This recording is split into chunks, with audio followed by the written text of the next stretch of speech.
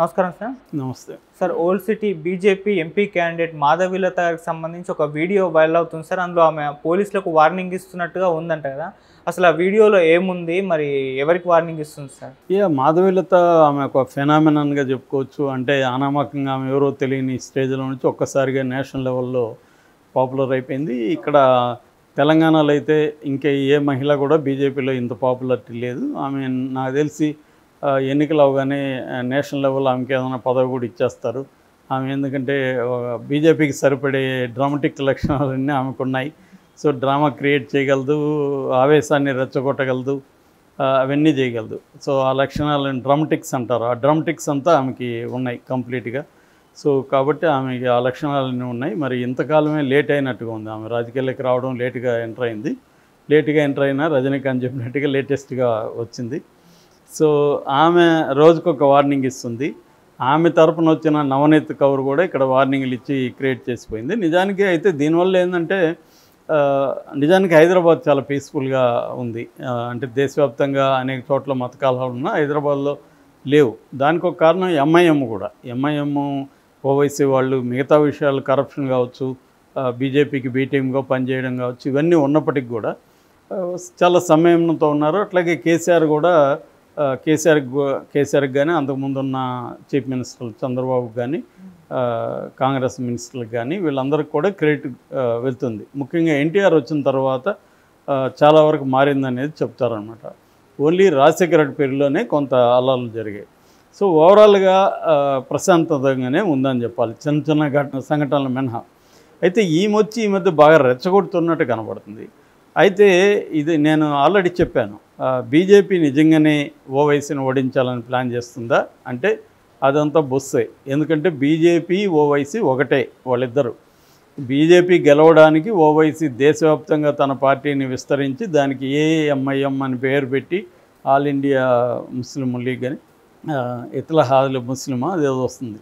So అది పెట్టి ఆయన దేశవ్యాప్తంగా ఎందుకు కంటెస్ట్ చేస్తున్నాడంటే ట్రెడిషనల్గా ముస్లింల ఓట్లు కాంగ్రెస్కి ఇండియా కూటమికి వెళ్తున్నాయి కాబట్టి దాంట్లో చీల్చడం ద్వారా బీజేపీకి మేలు చేయడం అనేది ఆయన చేస్తున్న పని ఎప్పటి నుంచో. అది ఆయన మహారాష్ట్రలో చేస్తున్నాడు, మధ్యప్రదేశ్లో చేశాడు, బీహార్లో చేశాడు, ఈవెన్ వెస్ట్ బెంగాల్కి వెళ్ళాడు, మహారాష్ట్రలో చేశాడు, అన్ని చోట్ల ఆయన చేస్తున్నాడు.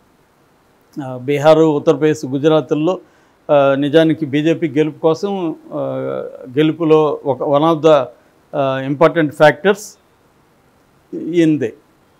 ఈ నిలబెట్టడం వల్ల చీలే అనమాట. ఫర్ ఎగ్జాంపుల్ బీహార్లో చాలా 45,000 ఓట్ల మెజారిటీతో గెలిచారు.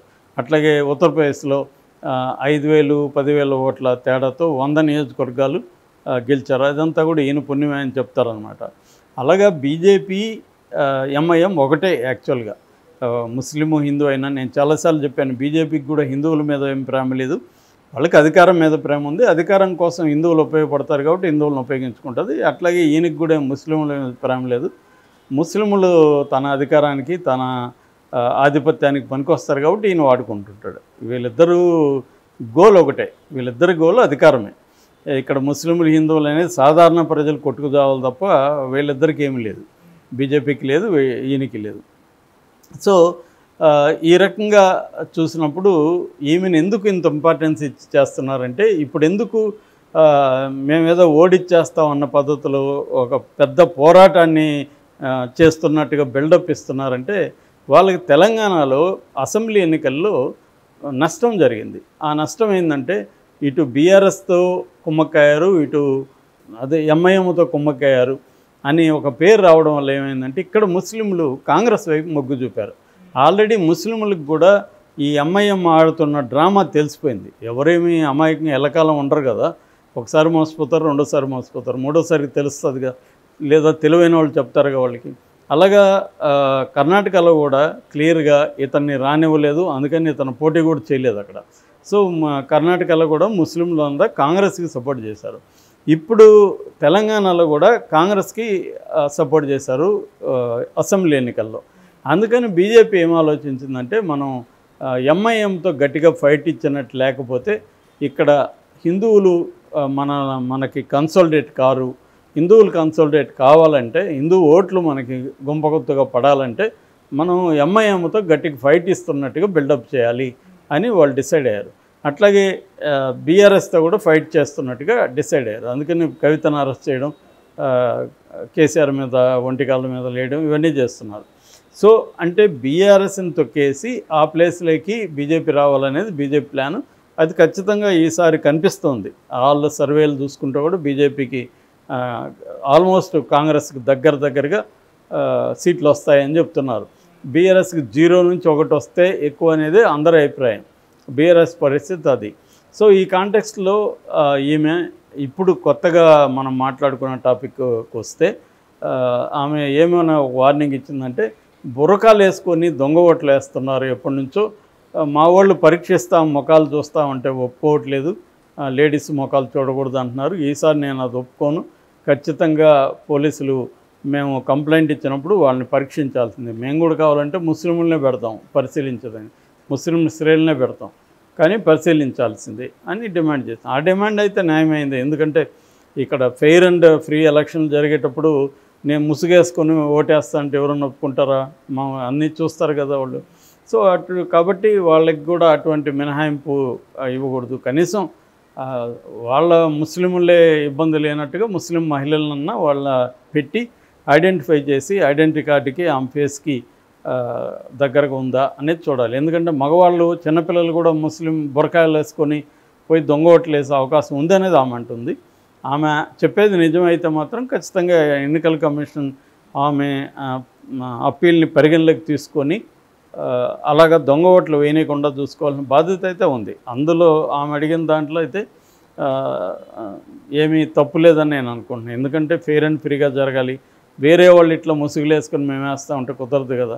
సో ఓకే, వాళ్ళ మతానికి సంబంధించిన అది ఉండొచ్చు, కానీ ఎన్నికలకు వచ్చేసరికి అటువంటి దొంగ ఓట్లు వేసే పరిస్థితి ఉన్నప్పుడు అట్లాగా ఒక ముస్లిం మహిళ ద్వారా వాళ్ళని ఐడెంటిఫై చేయించడం అనేది చేయొచ్చు. వాళ్ళు కూడా దానికి ముందుకు రావాలి. ఓవైసీ కూడా ఎస్ మేము దొంగ ఓట్లు లేదు, మేము రెడీగా ఉన్నాం మీరు ప్రూవ్ చేసుకునేదానికి అని ఆయన కూడా ముందుకు రావాల్సిన అవసరం ఉంది. కానీ లేదు మమ్మల్ని ఎవరు చెక్ చేయడానికి లేదు, మేము ఇష్టం వచ్చినట్టు చేస్తామంటే మాత్రం ఇబ్బంది అవుతుంది. ఏదేమైనా ఈమె పాయింట్ 11 ఎత్తింది. అట్ ద సేమ్ టైం ఈమె చేసే పోరాటం అంతా కూడా ఉతుత్తుదే అని కూడా అర్థం చేసుకోవాలి. ఎందుకంటే ఇక్కడ ఎంఐఎంకి బీజేపీకి మధ్య ఎప్పటి నుంచో దోస్తానా నడుస్తుంది. ఆ దోస్తానా లేదు, మేము అతన్ని ఓడించడానికి చూడు ఎంత ప్రయత్నిస్తున్నామో అని చెప్పడానికి మాత్రమే ఆమెను దింపి ఆమెకి లేనిపోని ఇంపార్టెన్స్ ఇచ్చి మోడీ దగ్గర నుంచి అందరూ కూడా ఆమె గురించి మాట్లాడి మీడియా తరపున హైప్ ఎందుకు చేస్తున్నారంటే అది నిజంగా పోరాడేవాడు ఎవడు అంటే ఆయన రాజాసింగ్ నిజంగా ఎంఐఎం మీద పోరాడుతున్నారు. అతన్నేమో మన మోడీ సభకు కూడా పిలవలేదు, ఇక్కడనే ఇంట్లో పెట్టేశారు. సో అతనికి ఇప్పుడు ఇంపార్టెన్స్ తగ్గించేశారు. ఆల్రెడీ అతన్ని సస్పెండ్ కూడా చేశారు. పోరాడేది అతను గట్టిగా, ఎందుకంటే అతనికే ఓల్డ్ సిటీలో ఉండే హిందువుల మద్దతు అంతా కూడా అతనికి ఉంది. ఎందుకంటే ఎక్కువగా నార్త్ ఇండియన్స్ ఉంటారు, ఇతను కూడా నార్త్ ఇండియన్ కాబట్టి, ఉత్తరప్రదేశ్ నుంచి వచ్చిన వ్యక్తి కాబట్టి ఇతనికి బలం ఉంది అక్కడ. కానీ బీజేపీకి అతనితో ఇబ్బందులు ఉంది. ఎందుకంటే బీజేపీ ఎప్పుడు తీవ్రంగా ఉండాలా, ఎప్పుడు మోడరేట్గా ఉండాలా, ఇవన్నీ ఆలోచించి రాజకీయాలకు చేస్తుంది. నేను ఇంతకుముందు చెప్పినట్టుగా బీజేపీకి హిందువుల మనోభావాలకో లేకపోతే హిందువుల ప్రయోజనాల కంటే కూడా తన అధికార ప్రయోజనం అనేది వెరీ ఇంపార్టెంట్ కాబట్టి, సో ఎప్పుడు రెచ్చగొట్టాలి, ఎప్పుడు తగ్గి ఉండాలనేది వాళ్ళకి ఒక లెక్క ఉంటుంది. ఆ లెక్కలోకి ఇతను ఇమడట్లేదు రాజాసింగ్. అందుకని ఇతను పక్కన పెట్టి ఇప్పుడు ఆమెకి ఇచ్చారు. సో ఆమె తరపున ఇతను వెళ్ళను కూడా వెళ్ళట్లేదు. సో అది బేసిక్గా.